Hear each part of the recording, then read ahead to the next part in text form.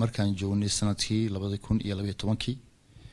oo ay bilaabeen inay dekado ka qaataan badda cas ay ka mid tahay Jeddah ay ka mid tahay Sokhna dekada Egypt oo ku taalo badda cas ku taalo iyadna Adan ayaa ka mid ahayd marka waxa weeyaan anagu dal gaara ma ahayn waxaan ka hadalay Somaliland ma hadal qaadin Berberina ma hadal qaadin waxaan taabanay in halkaasi ay jirto conflict of interest DP World oo dekadii Djibouti nala leh gacmihii lagu han laga xidho le waxba ma horumar kama sameyn kartaan dekado cusub ma dhisi kartaan iyadiina ku mashquulsan badda cas dekadaha ku yaalo dhan inay gacanta ku wala dhigtay qaadato ayaan lahayn taasi waxaan naqabata maaha waxaan qabalayna maaha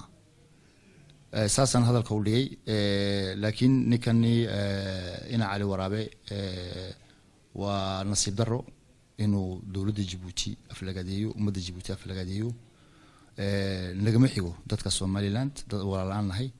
Somaliland nooma sheegan karo wuxuu ku jira dadka tirada yar oo u haysta reeraha dega bartanka reeraha cirifka inay ka Somaliland dirsan yihiin marka waxa weeyaan anaga ka jecel Somaliland handuu isagu Berbera u jecel yahay handuu Somaliland jecel yahay inuu ku farxay inaan u soo erinay DP World handuu DP World haysto inay jannadii tahay ha qaato madaxa saarto meeshu doonana la maro si waxa weeyaan ninkaasi sidoo arinta u dhigay nin Somaliland u hadleeba muuhayn marka hadalkiisii aad dib u dhageysatid wuxuu ka hadlayay in Djibouti ay heshiiskii jabisay heshiiskii bartanka socda maxaa ka khuseeya in aan bila mishaar ahayn reer Djibouti intina DP World ayman marka ninkaas waxa ku cad halka inuu ku jiro proxy war wala kiristay marka African weligeed dad noocaas loo soo kireysan jiray wala iska wala yaqaanaa runtii cilaaqaadku maanta meeshii ugu wanaagsaneed buu marayaa waxaad ku garan karaysaa taa madaxweyne Muuse Biixi Cabdi markii la doortay safarkiisii u horeeyay oo Djibouti ku yimid jiraan waxaan tagay sanad iyo 2 bilood horteed baan Djibouti tagay wax kor u sii kacamahay wax hoos u dhacay ma jiraan tusaale ahaan haddaan ku soo imanka ku siiyo waxa kamida bariga hore waxa dhici jirtay baasaboorka Soomaaliya marka lagu soo galo madaarka lagu reebi jiray iminka intii aan joogay alxamdulillah xukuumadda kulmiye aan ka tarsanahay effort badan iyo time badan aynu gelin waxaan ku guuleysanay baasaboorka Soomaaliland lagu fiisayo madaarka qofka magaalada la galo sidii horeba loo sheegay inaan runtii isku furno isku socodka amniga ayaa naga dhaxeeya runtii labada dal adduunka maanta arxiso badan baa ka jirta ganacsiga walaaltinimo jaarnimo runtii wax badan ayaan wadaagnaa Djibouti wax badan oo caalamka inuu ku qaban Djibouti ku qabnaa maanta halkan aan ka sheegay rag mucaarada ka hadlaatay waa dhab waxaan u sheegayaa waxaad moodaa bariyahan dambe waxa jirtay kelmad bariga la isticmaali jiro ahayd dhaameelka ayaa loo daadiyaa maanta waxaad moodaa siyaasiyiinta inuu qaar inay noqdeen waana ayaan dar inay ka horeysiyaan danta qaranka ama masiirka ummadda danahooda shakhsiga gaarka ah waana runtii waxa looga xumaado xiriidha wadan oo inta ka shaqeynayna habeenii maal xalatadan kula hadlayay safaarada caalamka ugu horeysa ayaa sagaalkii habeenimo la joogay waxaan ka hadlaynaa danaha Soomaaliland baahayd marka xiriirka sida loo dhisay loo hagaajinayo in ragdanahooda shakhsiga gaarka ah runtii ay kordo door bidaan waa ayaan dar runtii aad weyn waxaan leeyahay arrinkan DP World waa arrin u gaar dawladda Djibouti DP World meel badan ay runtii ka shaqeysaa haddii lacag soo qato oo iga muuqan lahayd anigu waa nasiib daro dee magaranaysaa nin dalkiisii daafacaya oo xuquuqdii dadkiisa ilaalinaya inuu ninkan ku yiraahdo magaranaysaa lacag u qaatay dee waan ka filiyay waa wadan kale ma ogtiisna dantiisu wadankiisu ilaalinaya laakiin waxaan u arkaa inay tahay magaranaysaa dee propaganda jiib ah aad u jilicsan bay la tahay ninkaas odayga ah اسمه نقانو in fact magaciisa Samson Xamed buu habay la tahay shalay talay soo diray hadii magaran saay xaq loo eegana eedas aan soo joojiyay isku soo jiiday afkiisu yahay ninkiisu ahaa isaga hadlay oo yiri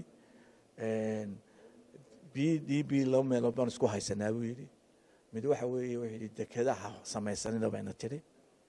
midna waxa weeye badda casbi ka samaysay dekado nala tartamay taa uu leeyahay ha samaysanayna yidhaaheen de way samaysteen afar way samaysteen afar dekedood ayay samaysteen marka arrintaas muna kama taagna way samaysteen marka ta valid ka taagan waxa weeyo taa ah badda cas ayay ka sameeyeen marka isaga kelmadda yidhi tii un baan idhoon dee ma fiicna waddan kasta xaq buu leeyahay inuu maqaranaysaay waddankiisa horumariyan waddan kale ka cun ilaa qarannimada wax yeelaysaa waa been waxaanay ahayd in fact inuu wasiirka arrimaha dibadda Soomaaliland waxay ahayd nidaamku inuu u yeedho wakiilka Djibouti halkan jooga next ay u yeedhay وإلى نكها وحي كسو ياري ديوانو كمان راليناي نوم عناية أي هاد أرين تودي لأنه وحنين قارن كو أنا سمع عمر قال دوا وان سمان نو يسلم مدعو ولا دورتانا وان أردوان وعيوني ورسم تانا حل بقى صار ما كانوا هداك شوات كسمي إنه أفلاقات دي مهن وحكوا يسنا أفلاقات دي وكيل كده ما كان لسه سومالنا بفرضيها جيبوتي وإسلام وشهادتي برلمان كي دعمل تونا نسيب دراسة أنا حيسة طبعا أنت نكاد كيل كشناب وهذه قال كي وحي وقال سعادي شيء أنا في الجاديني ما قدرت كيني واحد نقطتين تطلع استعماله